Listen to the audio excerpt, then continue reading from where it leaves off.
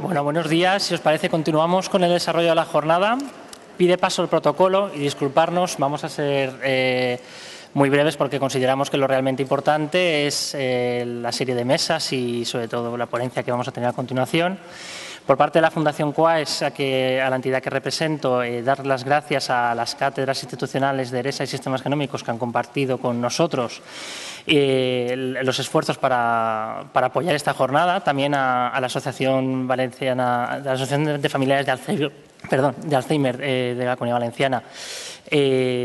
Agradecer que nos dejen acompañarles y que nos dejen ayudarles para la elaboración de esta bonita jornada, de este bonito espacio que estamos compartiendo hoy, donde nos sentamos científicos, donde se sientan los clínicos, donde se sientan los pacientes, donde compartimos experiencias, donde compartimos avances. Y ojalá que por muchos años sigamos celebrando este tipo de eventos y siempre, cada año que nos veamos, pues tengamos cosas nuevas que compartir. Nada más, porque creo que insisto en lo que ya he dicho, que no aportamos mucho a esta jornada, más que el protocolo obligado, y presentar a Ana Morón para que abra el acto. Buenos días, compañeros de mesa. En primer lugar, queremos dar la bienvenida a todo el público en general y, en particular, a familiares de pacientes, a voluntarios y colaboradores de nuestra entidad, a miembros de otras asociaciones y de la Federación Valenciana de Alzheimer, y a representantes de otras instituciones, de residencias, de centros de día que colaboran también con los pacientes. Queremos dar las gracias a todos los ponentes que van a participar en la jornada de hoy, a la Fundación CIEN y a la Fundación CUAES. Einstein dijo: aquellos que tienen el privilegio de saber tienen la obligación de actuar.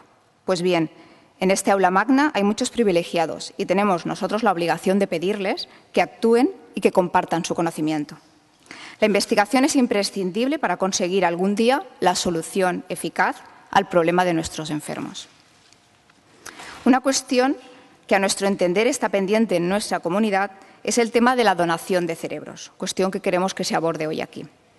Debemos sumar esfuerzos para conseguir que aquellos que lo desean puedan donar sus cerebros, pues seguramente en ellos estará la clave para buscar lo que encontramos. Nos ha parecido también imprescindible reflexionar sobre cómo comunicamos el conocimiento. Consideramos que los investigadores deben encontrar un lenguaje que todos entendamos para explicar sus hallazgos. Los medios de comunicación y las redes sociales, intermediarios de esa información, deben ser responsables de sus contenidos y fieles a la noticia. Y, por último, las familias debemos ser prudentes con las informaciones obtenidas para no generar falsas expectativas. Se ha dejado para el final de la jornada el abordaje de la responsabilidad social sanitaria y las terapias innovadoras, temas imprescindibles también en el día a día de los pacientes y sus familias. Y, por último, con nuestro espíritu de innovar, hemos querido introducir en esta jornada una pincelada de arte. Sí, arte y Alzheimer. La exposición, que podéis visitar fuera, Cómo nos ven y cómo nos vemos, y el coro Las voces de la memoria, que nos acompañará esta tarde. Termino con una cita del ilustre Ramón y Cajal: las ideas no duran mucho, hay que hacer algo con ellas. Pues adelante, utilicémoslas. Muchas gracias. Tiene la palabra María Ángeles Pérez, gerente de la Fundación CIEN. Buenos días y muchas gracias a la Asociación de Familiares de Enfermos de Alzheimer de Valencia por habernos invitado a la Fundación CIEN a participar en estas jornadas. Agradecidos también a la Fundación CUAES y felicitar a la Fundación de Valencia, a la Asociación de Valencia, por el cumplimiento de estos primeros 25 años de andadura y que esperamos ver otros 25, porque aún nos queda mucho camino por recorrer juntos, y manifestarles el apoyo desde nuestra institución para que podamos, desde las múltiples materias que deben abordar la enfermedad de Alzheimer, podamos hacer programas conjuntos y colaborar. Estoy muy agradecida de estar aquí y les felicito por estas jornadas. Le voy a dar la palabra al representante de la Generalitat de Valencia, su director de investigación, Salvador Peiró. Muchas gracias.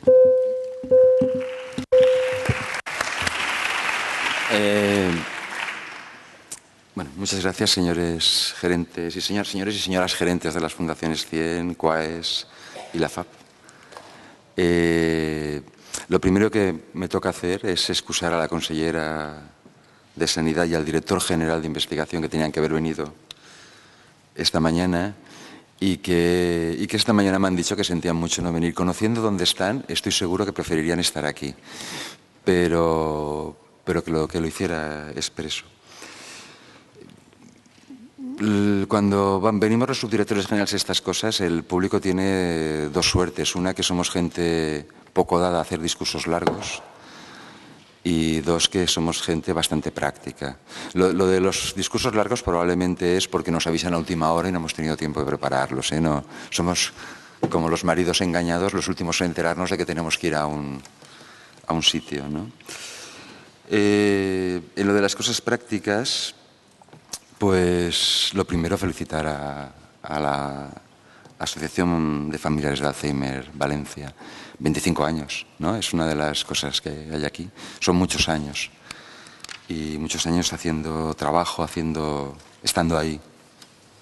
Y a fin de cuentas todos somos familiares, ¿no? en este juego. Y lo segundo, cuando hablábamos esta mañana de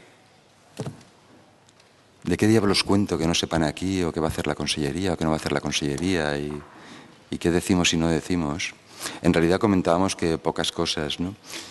Hablábamos que hay 3 pilares sobre los que sustenta la atención al deterioro cognitivo, ¿no? Uno es una atención primaria muy potente, capaz de enfrentar, de mirar cara a cara el problema del deterioro cognitivo. No solo los médicos, la enfermería, la atención de salud mental, de los servicios sociales, etcétera. Un segundo pilar es una sociedad lo bastante madura para dar soporte a familias, cuidadores, etcétera. Y un tercer pilar es la generación de conocimiento, la investigación, ¿no? Y la innovación, ¿no? Comentábamos que probablemente en la Comunidad Valenciana estamos muy lejos de ser buenos en cualquiera de las 3 cosas. No es que no trabajemos todos los días y no es que seamos especialmente malos. Probablemente somos como cualquier otro sitio en España, no es que seamos peores, pero que podemos hacer mucho más en cualquiera de esos 3 terrenos, también lo sabemos. Y quizás esto es importante decirlo porque normalmente en estos sitios se hace un discurso en el que alguien promete que va a arreglar esto en 4 días y que no harán falta 25 años más de asociación porque estará todo solucionado. No es así. Digamos, lo que podemos decir es que trabajamos en este tiempo, que es que sabemos que la problemática del Alzheimer no es la que aparece en las películas de que un ancianito simpático tiene un problema para atarse los cordones de los zapatos. Es bastante más difícil que eso, que intentamos trabajar en este campo, que estamos reforzando nuestras líneas de investigación en este campo, estamos metiendo bastante dinero de lo que podemos, que para nosotros es mucho, sobre todo en Príncipe Felipe, pero también en otros centros, en investigación en deterioro cognitivo. Y que lo que tenemos es una oferta de colaboración, al igual que sabemos que tenemos esa oferta de colaboración con toda la gente que está aquí hoy. Y no voy a hacer mucho más. A estas alturas se habrán dado cuenta que cuando he dicho que los subdirectores hacemos discursos cortos era mentira. Hacemos discursos tan largos como cualquier otro, pero poco más. Quizás contarles una anécdota mía más de joven, cuando organizaba un congreso en otro tema, pero de este tipo, que habíamos invitado al entonces consejero de Sanidad, Manuel Ayuso. No sé si se acordarán de él, falleció hace muchos años. Muy buena gente. Y la verdad es que no esperábamos que viniera. Es decir, de hecho, ni contábamos con él y habíamos empezado y apareció el hombre por allí, nos excusamos, no esperábamos, como un acto mucho más modesto que este. ¿Cómo has venido aquí? Y Sánchez Ayuso dijo algo así como: no he venido a inaugurar esta cosa, he venido porque vosotros lo estáis trabajando y he venido a daros las gracias solamente. Pues esto es un poco lo que he venido yo aquí, a dar las gracias en nombre de la Consellería. Gracias a todos, buen congreso y buen trabajo.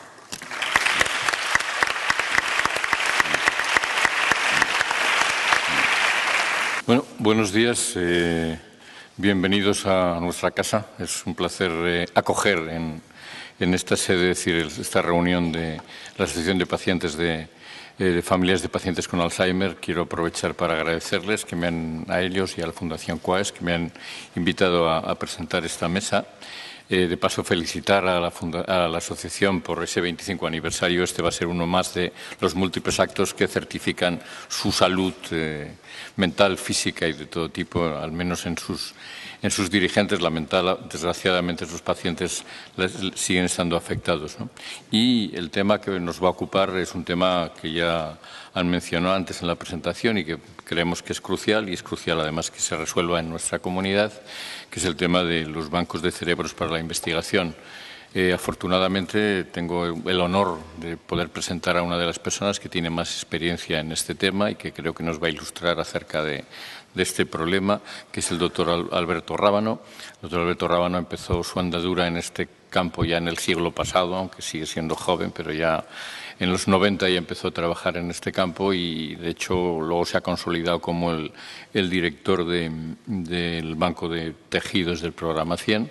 Es una persona con una experiencia científica notoria, es decir, con múltiples publicaciones y de muy buena calidad y, entre otras cosas, es secretario del Grupo Español de Neuropatología, ha sido miembro del Comité de Dirección de la Plataforma Nacional de Biobancos y ahora mismo es también miembro del Comité Ético Asesor del Human Brain Project de la Comisión Europea y como decía, es responsable del proyecto Centro Alzheimer y es el responsable del Banco de Cerebros y, sin duda, es la persona idónea para que nos hable un poco de la problemática y de las posibles soluciones a la donación de cerebros. La otra persona que está presente en la mesa y ha sido presentando es doña Ángeles Pérez, que es la gerente de la Fundación 100 y le cedo la palabra. Saludar a mi compañero de mesa, el doctor José Miguel Lainez, jefe del Servicio de Neurología del Hospital Clínico de Valencia, y a doctor Alberto Rábano, director del Banco de Tejidos de BT100, como le llamamos, de la Fundación 100, donde somos compañeros y del que en breves momentos diré unas palabras. Antes me gustaría hacer hincapié en el subtítulo de estas jornadas, el reto de un abordaje integral. Lo subrayo porque es precisamente el concepto de abordaje integral de la enfermedad lo que desde su inicio nos propusimos en la Fundación 100. Si algo nos ha enseñado nuestra experiencia en la investigación de Alzheimer, es que para tener una visión global de la enfermedad debemos de afrontarla desde múltiples perspectivas. Por ello es tan importante lo que estamos haciendo aquí hoy, escuchar a todos, familiares, profesionales de la medicina, investigadores, trabajadores sociales, gerentes públicos y privados. Si somos capaces de integrar las visiones que aportan la universidad, hospitales, asociaciones y servicios sociales o centros de investigación, aumentaremos sin duda nuestra capacidad de respuesta ante la enfermedad de Alzheimer. Y sobre todo completaremos nuestro conocimiento de este problema para abordarlo con más recursos y más capacidad de respuesta en cada una de sus fases. Este enfoque integral ha sido una seña de identidad de la Fundación 100, una fundación dependiente del Ministerio de Economía y Competitividad a través de la Secretaría de Estado de Investigación, Desarrollo e Innovación, pero que colabora codo con otros organismos e instituciones, tanto públicas como privadas. Ejemplo de esta colaboración público-privada, ciencia-sociedad, es el Centro Alzheimer de la Fundación Reina Sofía, en cuyas instalaciones está ubicada la Fundación 100, que fueron cedidos por la Fundación Reina Sofía para que desarrollemos la investigación, tanto las instalaciones como los equipamientos. Este centro es pionero porque aúna el tratamiento y la investigación de la enfermedad de Alzheimer en un mismo centro. Contamos con 150 pacientes ingresados en estadio de la enfermedad avanzado a los que se les hace un protocolo para el seguimiento de la enfermedad y que posteriormente, en la mayoría de los casos, realiza la donación de cerebro. Responde también a esta filosofía el proyecto Vallecas, que es un estudio longitudinal que hicimos entre la Fundación CIEN y la Fundación Reina Sofía, que aportó los recursos económicos para poderlo llevar a cabo en el año 2011 y que se trata de un estudio, un seguimiento durante 6 años a 1.213 personas sanas entre 70 y 85 años. Con esas muestras que tenemos y esos datos queremos abordar la enfermedad con la detección precoz mediante el estudio a estos individuos. Pero el proyecto por el que estamos aquí hoy es el Banco de Tejidos, BT100, que forma parte de la red de biobancos nacionales. Estos bancos se nutren de donaciones tanto de individuos enfermos como controles sanos. Y gracias a la solidaridad de estas personas tenemos más de 400 cerebros, de los cuales aproximadamente 80 proceden de las donaciones generadas en el año 2015, que fue el año récord de donaciones. El donante tiene una importancia central en este proyecto, por ello cada año les homenajeamos a los donantes y a sus familiares ya fallecidos. Este año quisimos que este homenaje fuese acompañado de un reconocimiento especial. Entregamos un carné de donante que lo hizo la reina doña Sofía, Su Majestad la reina doña Sofía, que presidió este acto. Me gustaría incidir en la idea que da muestra de la importancia de integrar en un mismo centro de investigación ciencia y tratamiento. De estos más de 400 órganos, unos 90 proceden de donantes internos, es decir, de los enfermos ingresados en el centro Alzheimer. El conocimiento que se puede extraer de estos tejidos cerebrales es muy extenso y de gran valor para la investigación científica. De estos bancos de cerebros vamos a hablar ahora. Alberto Rábano es el neuropatólogo responsable del Banco de Tejidos de la Fundación CIEN, así como de nuestra línea de investigación en neuropatología. Es una suerte contar con Alberto Rábano para nosotros y es un gran honor. Es una gran persona y un gran científico. Es especialista en neuropatología, tiene una amplia experiencia en bancos de tejidos cerebrales que se remonta al año 96, como bien ha dicho el doctor Lainer, cuando se creó el primer Banco de Madrid dentro del ámbito de la universidad. Con la creación del Centro Alzheimer de la Fundación Reina Sofía en 2007, el doctor Rábano pasó a integrarse a la Fundación CIEN y hoy dirige el Banco de Tejidos de la Fundación Reina Sofía. Es uno de los proyectos impulsados por la Fundación CIEN y la Fundación Reina Sofía. Es muy complejo, pero a la vez es necesario. Y precisamente por ello el éxito depende de tener al frente a los mejores profesionales, como es Alberto Rábano. Bueno, pues sin más preámbulo, le invitamos a que nos dé su magistral charla.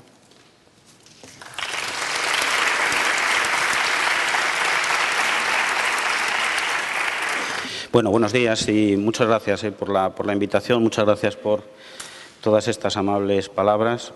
Y bueno, voy a intentar que mi presentación sea sobre todo útil. Bueno, mi idea es que como veo que hay este interés práctico, más práctico, mi idea es que creo que está así, ¿no?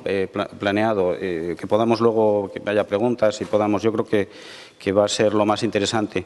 De lo que me voy a ocupar ahora es de levantar unas cuantas liebres y en fin, y nos ponemos con ellas. Me voy a poner un poquito autobiográfico y voy a intentar hacer una pequeña reflexión sobre el camino que hemos recorrido nosotros, porque creo no tiene por qué ser ejemplar, ni mucho menos. Ha sido, pues como todos, hemos ido haciendo las cosas como hemos podido, pero creo que pueden enseñar algo de cómo poner en marcha un banco en una comunidad autónoma. A ver, el título de la charla es Red de bancos de cerebros para investigación, y el título ya es utópico. Está bien, me parece bien, pero no tenemos una red de bancos de cerebros para investigación en España. Entonces, esa es la cuestión, y ya de partida es una cuestión, en fin, es un reto. Como ha comentado mi gerente, María Ángeles Pérez, a finales de marzo tuvimos este acto de entrega de los carnets. Bueno, nosotros no teníamos carnets para nuestros donantes, llevábamos mucho tiempo y como viene ocurriendo en todas estas historias relacionadas con las asociaciones, son ellos los que al final demandan y son ellos los que empujan. Y al final, cuando hacíamos un donante, nos decían, pero yo quiero un carné. Sin carné no se sentían donantes y hicimos el carné. Yo no pensaba que fuera tan importante, pero lo es. Entonces hicimos este acto de entrega, estuvo la reina, doña Sofía, hicimos esta entrega simbólica. Y, bueno, es oportuno recordarlo porque alrededor de ese acto, bueno, de nuevo parecía un hito en la historia del banco y, bueno, pues allí hicimos una presentación y dio un poco que pensar, ¿no?, sobre el camino recorrido. Entonces, bueno, quiero hacer una pequeña historia, mínima historia de los bancos, de cómo se han ido creando bancos en el mundo.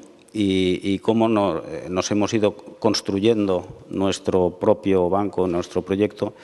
Bueno, no tienen por qué estar muy relacionadas esas historias, pero sobre todo, de todo ello me gustaría sacar, como digo, después un diálogo que fuera útil sobre este tipo de cuestiones. ¿Por qué siguen siendo necesarios los bancos de cerebros? No todo el mundo piensa que son necesarios e imprescindibles. De hecho, ha habido directores de bancos de cerebros que han dicho, no, ya no hace falta, ya somos capaces de secuenciar genomas, tenemos neuroimagen de altísimo nivel. Bueno, tenemos siempre que estar reflexionando por qué sigue siendo necesario hacer algo que es tan fuerte, digamos, como extraer cerebros post-mortem. Bueno, yo me gustaría convencerles de que sí es necesario. ¿Por qué es necesaria una red de bancos de cerebros? Fíjense, hasta hace poco nadie lo ha considerado así en España. Es decir, todo el mundo estaba muy preocupado de montar el suyo y el suyo de su comunidad autónoma o de su sitio o de su centro, pero no una red. ¿Por qué es necesaria una red? Bueno, vamos a pensar un poco en eso. Y como en el fondo ese es el camino en el que nos pusimos allá por el año 96, un poco antes, pues, bueno, ¿en qué punto estamos, ¿no?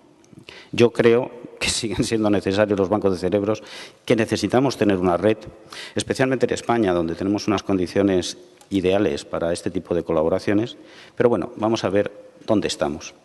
Y para situarnos ya en el contexto épico, pues quería hacer alguna referencia a la investigación de enfermedad de Alzheimer. Como saben, en el 2006 se cumplió un siglo de la enfermedad, del conocimiento de la enfermedad. Y hay este artículo de John Hardy que yo utilizo mucho porque hace una revisión excelente de cómo han ido progresando los descubrimientos moleculares, clínicos, de todo tipo sobre esta enfermedad. Es lo que sabemos de la enfermedad de Alzheimer. Y es importante pensar en qué medida han participado en este conocimiento los pacientes, los clínicos, los investigadores y también los bancos de cerebros.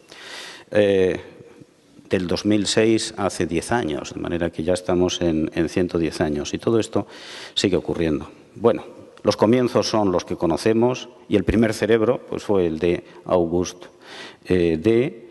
Y el segundo cerebro, que es algo que es menos conocido, el segundo caso que diagnosticó Alzheimer, lo diagnosticó de enfermedad de Alzheimer. En fin, fue algo, y aquí lo pone Alzheimerische, lo pone en alemán, pero bueno, quiero decir, eran cuestiones de política académica del momento, pero el nombre de la enfermedad de Alzheimer se instituyó muy rápidamente. En este caso se han recuperado las preparaciones y se han recuperado y se han hecho estudios muy, muy interesantes. El primer banco de cerebros propiamente de cerebros, no la primera colección de cerebros, sino el primer banco con vistas a investigación y a ceder muestras a terceros, se creó en California, en la Universidad de California, en el año 61. ¿Qué pasó entre los años 10, 20 y los años 60? Pues la enfermedad de Alzheimer se eclipsó. Realmente Alzheimer tampoco lo había descrito como una enfermedad frecuente y se eclipsó bajo ese otro concepto de demencia senil, demencia vascular, y fue en los años 60 cuando investigadores ingleses pusieron en correlación los datos clínicos de los pacientes con los datos en sus cerebros, y en sus cerebros había esas lesiones que había descrito Alzheimer. Y esto ocurrió en los años 60. Y fíjense, en los años 70 después ya se describió el déficit colinérgico, que ha dado lugar pues, a la principal tratamiento sintomático. En fin, es debatido la eficacia del tratamiento de los anticolinérgicos. También en el Reino Unido, en esos años, se constituyó el primer banco, el de Corsellis, en el King's College.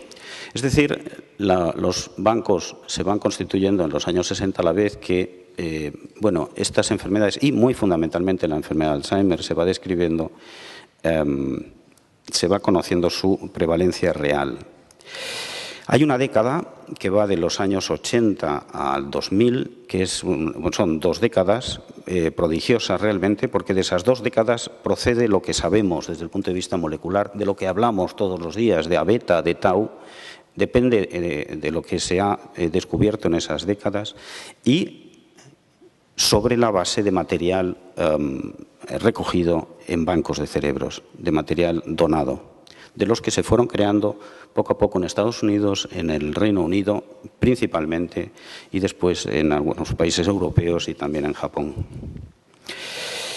También las donaciones de cerebro han tenido, y sería deseable que tuvieran mucho más que ver con las terapias, con los ensayos de terapias. Y bueno, es conocido pues la primera vacuna, la primera ensayo de inmunoterapia que se hizo, que se tuvo que parar porque aparecieron síntomas de encefalitis.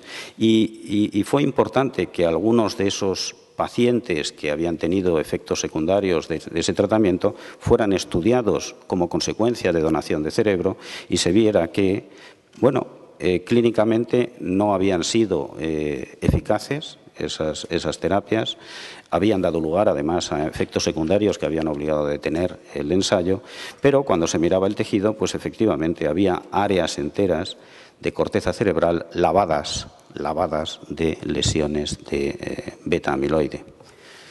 Si eso es útil para el tratamiento de la enfermedad es algo que es también discutible y es algo que... Pero esto ha contribuido también a no abandonar esta vía y, de hecho, pues es una vía de desarrollo de terapias que está en marcha. Estos son los criterios del National Institute on Aging, que son los criterios que utilizamos para diagnosticar un cerebro post-mortem con enfermedad de Alzheimer, con muchos matices, porque se diagnostica la probabilidad, se diagnostican distintos parámetros. Bueno, pues estos criterios proceden del estudio de cerebros donados a bancos de cerebros.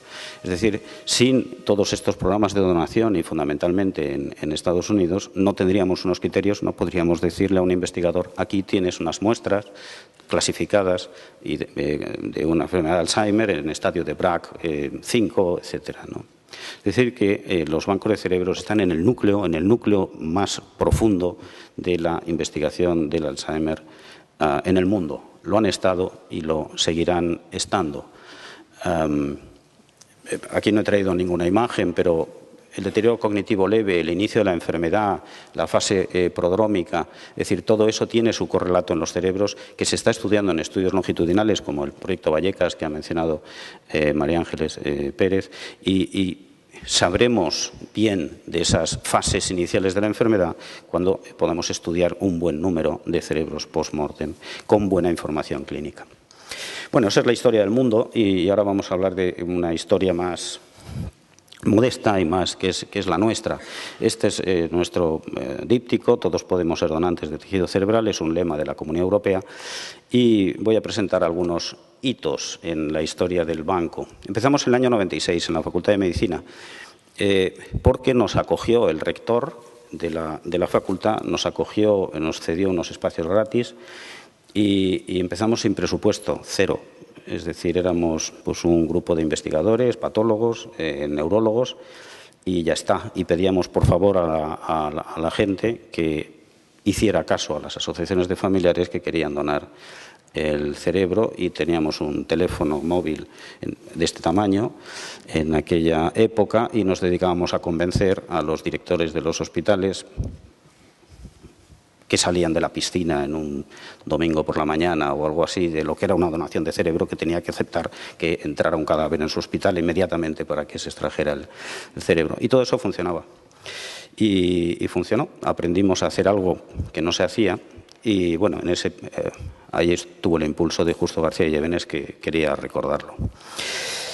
En el año 98 se fundó el Hospital de Alcorcón. El hospital es una fundación pública, Fundación Alcorcón, y bueno, nos llevamos el proyecto allí. Yo me fui allí de jefe de anatomía patológica y montamos el banco allí.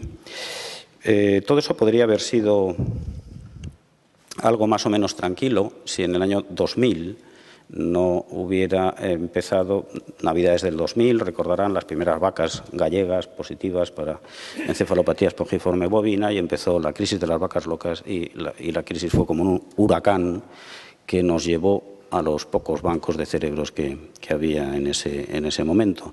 Nos llevó y nos fortaleció.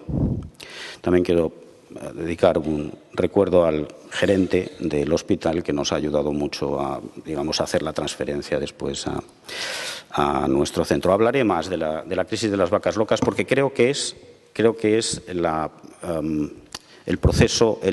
pequeño proceso histórico que nos puede enseñar más de lo que tenemos que hacer para consolidar nuestros bancos de cerebros. En 2007 se abrió la Fundación CIEN, en 2009 yo ya me fui a tiempo completo a la Fundación. Luego explicaré por qué. Porque en nuestro sitio natural no pensábamos que fuera el hospital. Y el director general de entonces, José Jerónimo Navas, pues realmente nos echó una mano fundamental. En 2010 inauguramos el banco y en 2012 hicimos nuestra primera jornada de puertas abiertas, que hacemos de vez en cuando con gran asistencia de las asociaciones, y acaban en momentos tan extraños como este, de acabar dando un seminario alrededor de la mesa de autopsias, hablando con los familiares, y bueno, estas cosas nos pasan y creo que están en la lógica de lo que nos gusta que pase. En 2012 adquirimos la certificación de calidad ISO, y luego, bueno, con la legislación que comentaré un poco, pues nos acreditamos ante la Consejería de Sanidad. Los biobancos ahora ya están metidos en un sistema de acreditación complejo y en el Registro Nacional de Biobancos del Instituto de Salud Carlos III. En el 2014, hablaré al final, se creó la plataforma Red Nacional de Biobancos, a la que pertenecen biobancos también de la Comunidad Valenciana, y también nos incorporamos de diversas formas en el Human Brain Project, que es un proyecto uno de los dos grandes proyectos de la Comisión Europea, pero el dedicado al cerebro.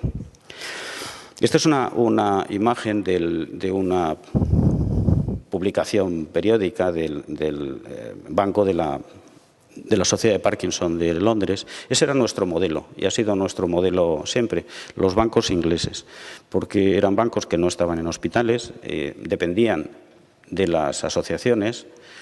Bueno, sabíamos que no podía ser nuestro modelo allá por el año 96, porque sabíamos que las asociaciones de pacientes son muy potentes en el mundo anglosajón, muy potentes y muy ricas, las dos cosas, y además financian sus propios bancos de cerebros en muchos casos. Bueno, no aspirábamos a eso, pero sí nos gustaba esa visión de la donación de cerebro no vinculada directamente al mundo asistencial, en el que estábamos como médicos, sino a la sociedad civil, ¿no? La donación voluntaria, libre, de personas que quieren colaborar en la investigación, no ligada, tan ligada al enfermo, bueno, pues que fallece en un hospital y se hace la autopsia, ¿no? No es una autopsia, es una donación de cerebro. Este ha sido nuestro modelo. De hecho, pues visitamos todos estos bancos, y la historia de la donación de cerebros en el Reino Unido es muy interesante de seguir, porque recordarán que ha habido unos cuantos escándalos que allí además son escándalos de portadas de tabloides, sobre la donación de órganos, donación de fetos, de cerebros.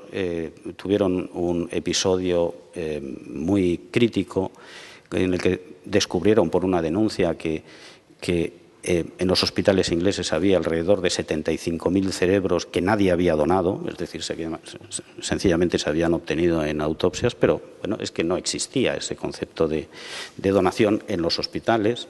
Bueno, eso llevó a reformar la ley en el Parlamento británico y a crear una nueva ley, la Tissue Act, que es de 2004, me parece, y crearon esta autoridad, la Human Tissue Authority. Bueno, es una manera institucional, pero a mí me gusta esta manera institucional de asumir directamente los problemas de la sociedad, y al final, bueno, pues ellos se encargan de coordinar todos estos programas de donación, y esto es lo que a mí me gustaría ver en España, que no sé cómo de lejos está, pero es ver una lista de bancos coordinados por una institución central del país, ¿no? Bueno, del Reino Unido han venido cosas buenas y cosas malas, y justamente la cosa peor que vino en esos años fue la crisis de las vacas locas. Las vacas, propiamente, porque las exportaron a mansalva, siendo todavía, en fin, estando enfermas. Y esto es lo que dejó.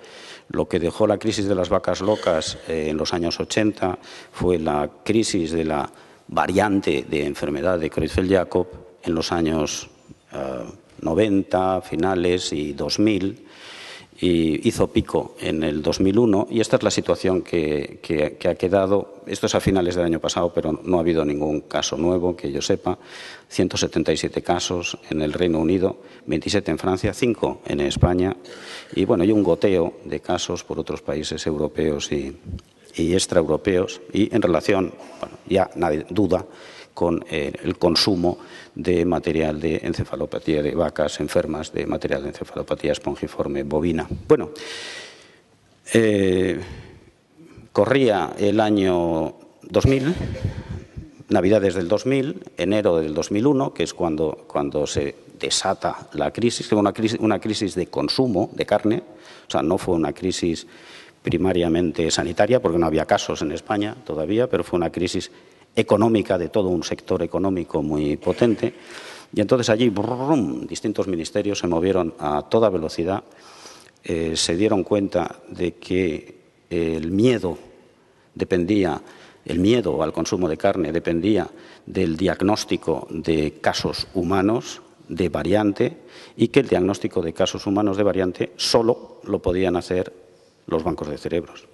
Y entonces fue un periodo, bueno, yo no lo he escrito, pero creo que algún día alguien debería escribirlo, porque son de estas cosas de la política nacional que son curiosas, porque de repente políticos de alto nivel pues descubrieron que había un sistema, había una mini red, una proto-red de bancos de cerebros en el país que se había creado sin un duro. Es decir, se había creado porque había unos cuantos románticos intentando hacer este tipo de cosas. Y fue un director general, es que recuerdo esa frase y la digo siempre, que le dijo a una ministra que entonces estaba muy al cargo de estas cosas, le dijo: pero señora ministra, llevamos muchos años haciendo muy bien las cosas en este país, en los bancos de cerebros, año 2001. Y yo estaba sentado allí y digo: pues sí, llevamos mucho tiempo, pero nos acabamos de enterar ahora, ¿no?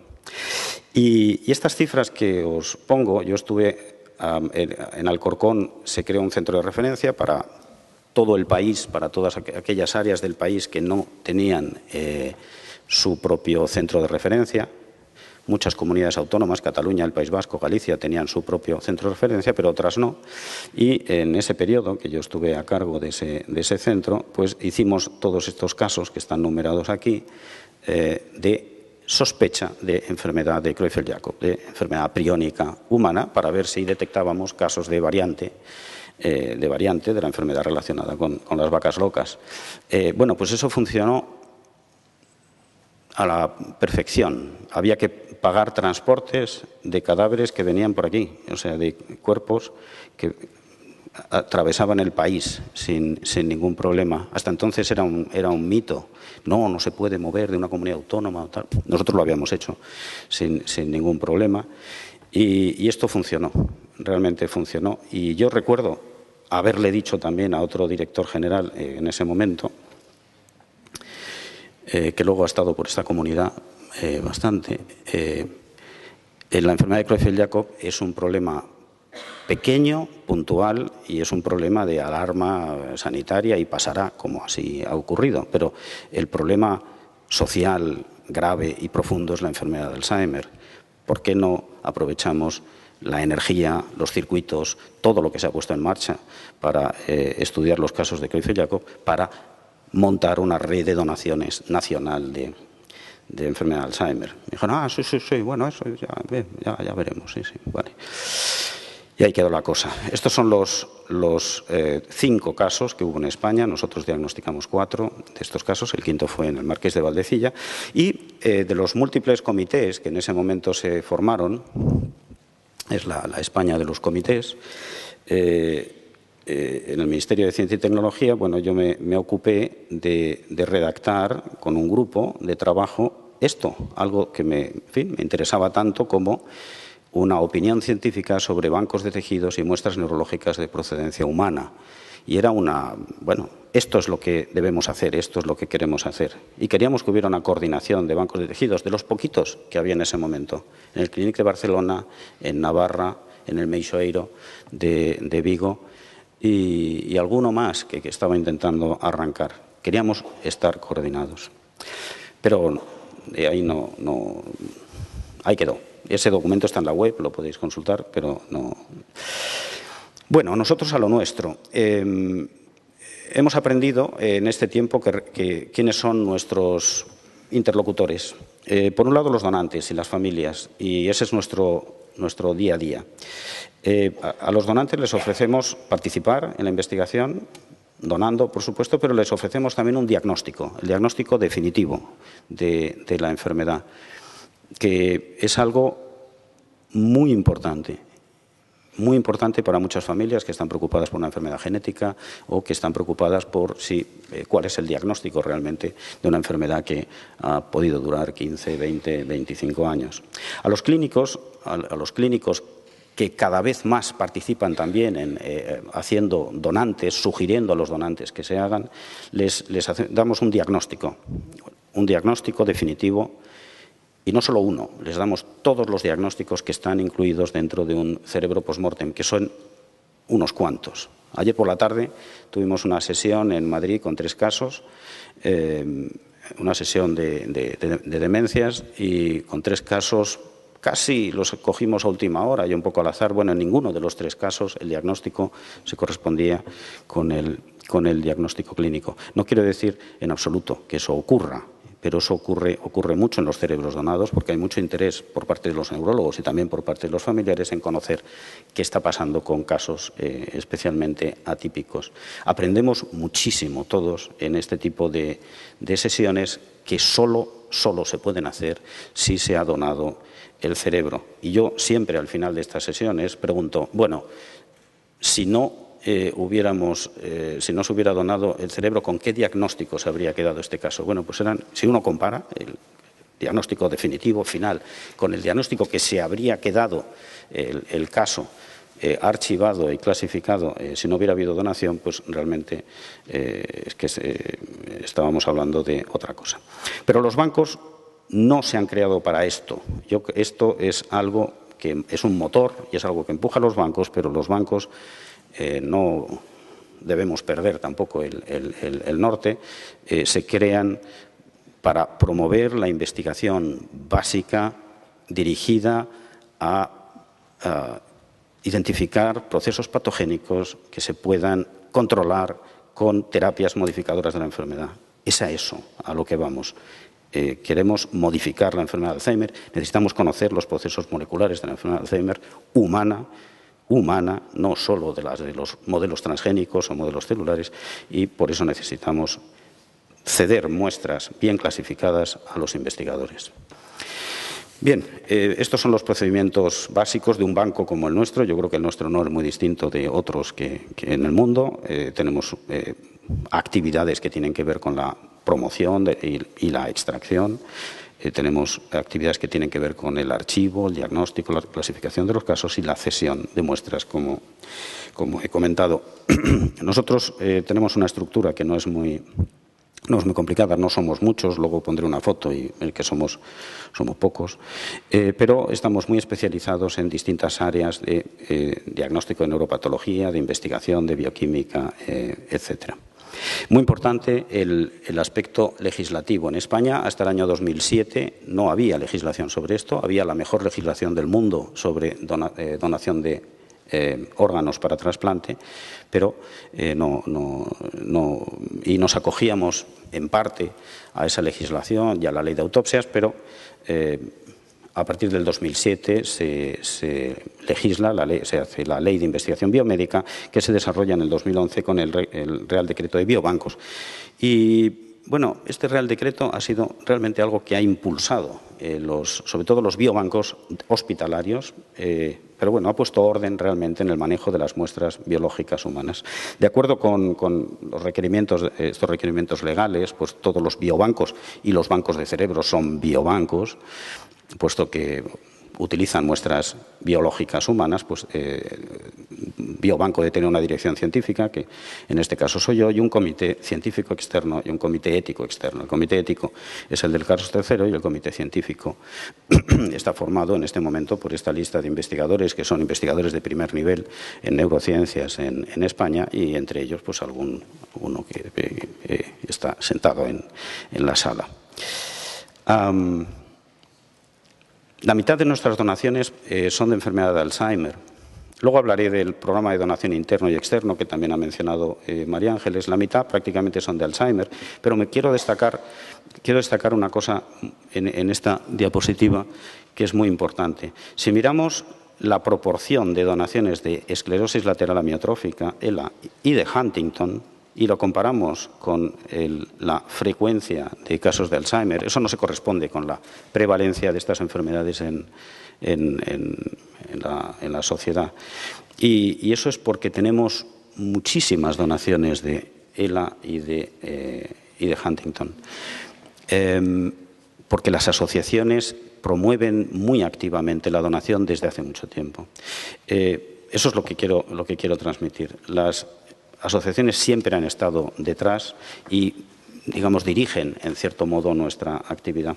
Este es el proceso habitual que establece la ley también, de solicitud de muestras, evaluación técnica, comité científico, comité ético, y esta es la evolución de las muestras cedidas a lo largo de los años, que ha sido bastante activa. Tenemos un programa de donación interno que es que se desarrolla dentro del Centro Alzheimer de la Fundación Reina Sofía, y el resto es el programa externo. Esta es la página web que pueden visitar del Centro Alzheimer, con este seguimiento regular de los pacientes que ya ha mencionado la gerente. En este momento tenemos más de 90 cerebros donados. Bueno, esto es el problema. Este es el problema. Es decir, para nosotros el problema durante todo este tiempo es que nos llamaban personas que querían donar y estaban en algún sitio del país y no tenían un banco de cerebros cerca.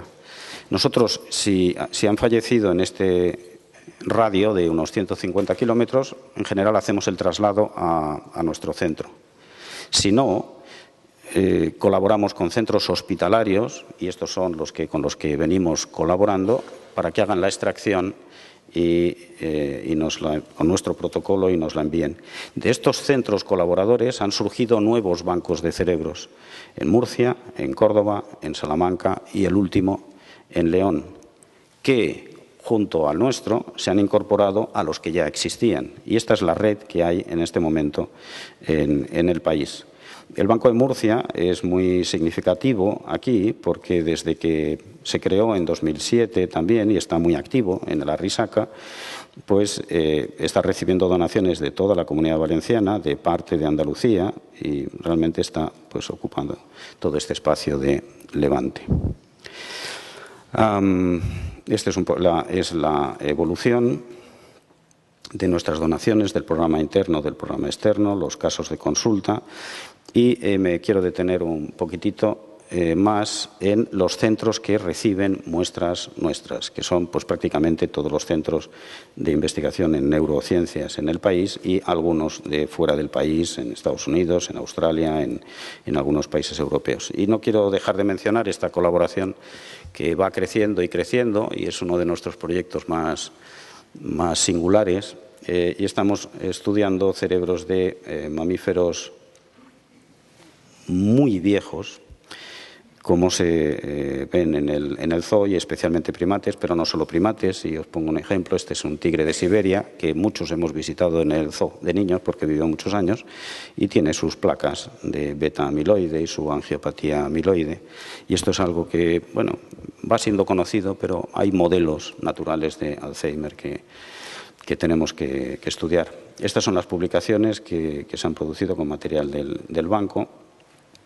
Y pues desde 2007 hasta 2016, cada año realmente hay más publicaciones y hay más publicaciones de mayor impacto. Y no sé si... Bueno, no, voy a acabar porque quería enseñaros algunas publicaciones, pero voy a mencionar solamente redes. El banco pertenece a Cibernet, que es una red de investigación en enfermedades neurodegenerativas, y esa es una forma de estar en red. Otros bancos de cerebros también pertenecen a esa red y desde el 2014, como comenté, existe la plataforma de biobancos, que es una iniciativa del Carlos III que agrupa a todos los biobancos hospitalarios y extrahospitalarios del país, y hay estos bancos que forman parte en la Comunidad Valenciana de esta red. Esta red es la interlocutora en Europa de una iniciativa mastodóntica que está, como todo lo europeo, poniéndose en marcha lentamente, que es una infraestructura de investigación, BBMRI, de biobancos a nivel europeo. Bueno, son de estas cosas que se hacen así en Europa y tardará pues mucho en funcionar. Tenemos también colaboraciones con la empresa y lo que he mencionado del Human Brain Project y bueno, pues estas somos.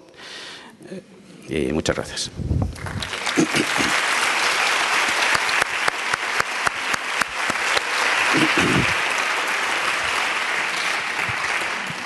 Muchas gracias, Alberto, por nos has dado una visión perfecta de cómo ha evolucionado la donación de cerebros en nuestro país. Especialmente, creo que hay muchas preguntas abiertas. Invitaría al auditorio a dirigirle las preguntas que estimen oportunas.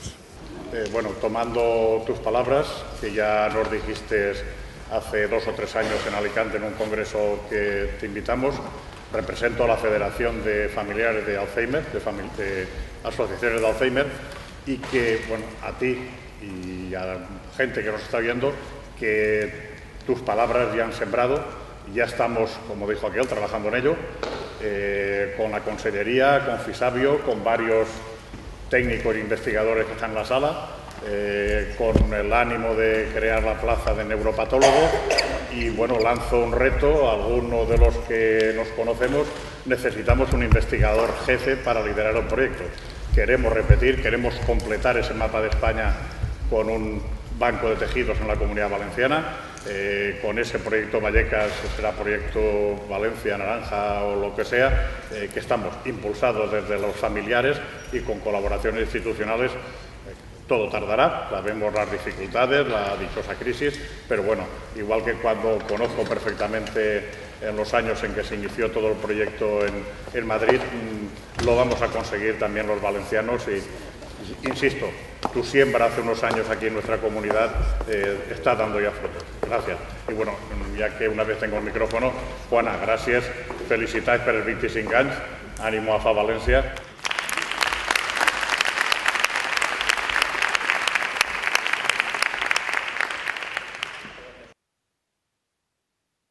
Una respuesta muy rápida. Esto es un diálogo de abajo arriba. Nosotros, en cada una de estas iniciativas, porque se ha reproducido el mismo modelo en Madrid, en Murcia, en Córdoba. En Córdoba se está formando un banco a toda. Fijaos que se ha formado con tal impulso que me llamaron el otro día que la Consejería de Andalucía está pensando desarrollar una ley comunitaria que recoja el derecho de los ciudadanos a donar para investigación, a donar el cerebro, que es donde queríamos llegar. Es decir, esto realmente es un derecho. Está ese impulso desde abajo, pero hay un punto en que hace falta que alguien de la Administración dé un paso, ¿no? Y ese punto ha ocurrido en todas partes. Entonces, pues, ojalá. Félix Bermejo, Madrid. Primero quiero felicitarte no solo por tu charla, sino por tu actividad incesante durante estos años, que ha producido una cosa sorprendente en la Comunidad de Madrid. Y es que funciona en general bien la sanidad, pero lo que mejor funciona es si alguien se muere y ha donado el cerebro. Realmente es excelente y lo he vivido como clínico. Van a una ambulancia, recogen el cerebro en la casa del paciente, lo sacan y después lo llevan a donde la familia quiere de la comunidad. Y eso es una labor que de alguna manera te tenemos que agradecer todos. Como todo, tiene también en España algún punto negativo todavía, y es que no se ha hecho una cosa que sí se ha hecho en Inglaterra con el MRC Study, que sí se ha hecho con el NAN Study en Estados Unidos, con el estudio de las religiosas en Chicago, etcétera, etcétera, etcétera. Es decir, hacer un estudio no solo de los cerebros en los hospitales, que en general suelen tener Alzheimer porque se diagnostican bastante bien, sino en la comunidad. Es decir, en los sujetos que están en la comunidad y que se les estudia desde que tienen 40 o 50 años, porque la demostración de cómo aparecen las lesiones en el cerebro hay que cogerlas antes, como todo el mundo sabe, de que se manifieste la enfermedad. Y en ese sentido creo que, dinos algo, si hay alguna posibilidad de hacer un estudio. Ya sabes que tenemos un estudio poblacional, pero no resulta nada fácil. Muchas gracias. Muchas gracias, Félix, y comparto tu melancolía también por esa parte. Pero, a ver, uno se da cuenta de la diferencia que hay entre nuestro país y otros cuando se mete en este tipo de cosas, y a las donaciones de cerebro llegamos por lo menos 3 décadas tarde.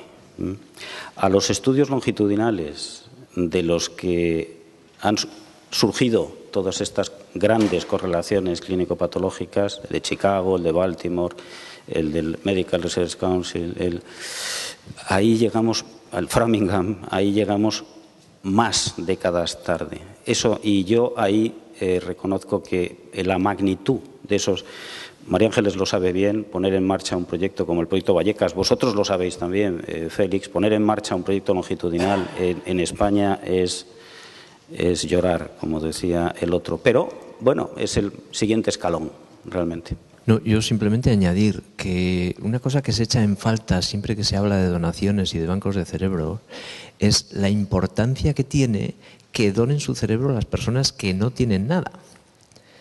Entiendo que hacen falta cerebros sanos para comparar, etcétera.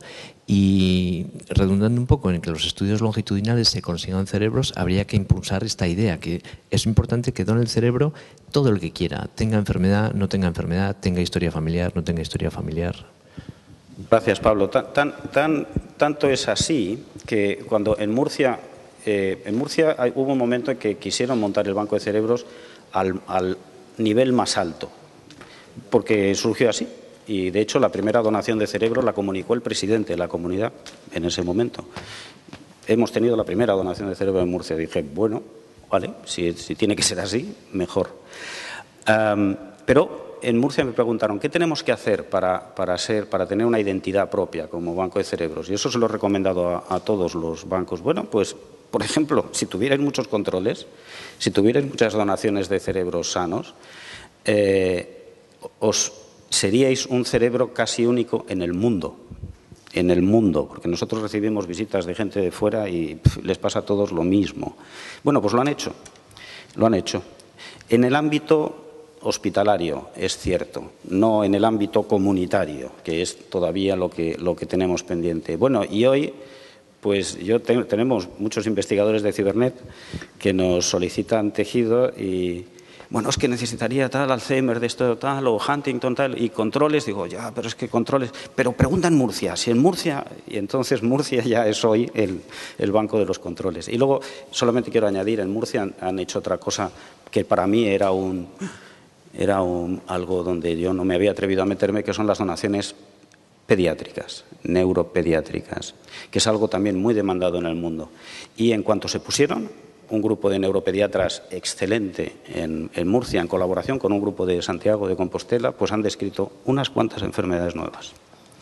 De manera que ese es otro campo importante. Bueno, muchas gracias. Creo que la discusión podría seguir rato. Creo que compartimos todos esa inquietud por la falta de estudios poblacionales que probablemente nos distingue tanto, y estoy seguro que el proyecto del Banco Cerebros Valencia será una realidad en breve, por la que llevamos peleando ya mucho tiempo. Muchas gracias, Alberto. Gracias a ti.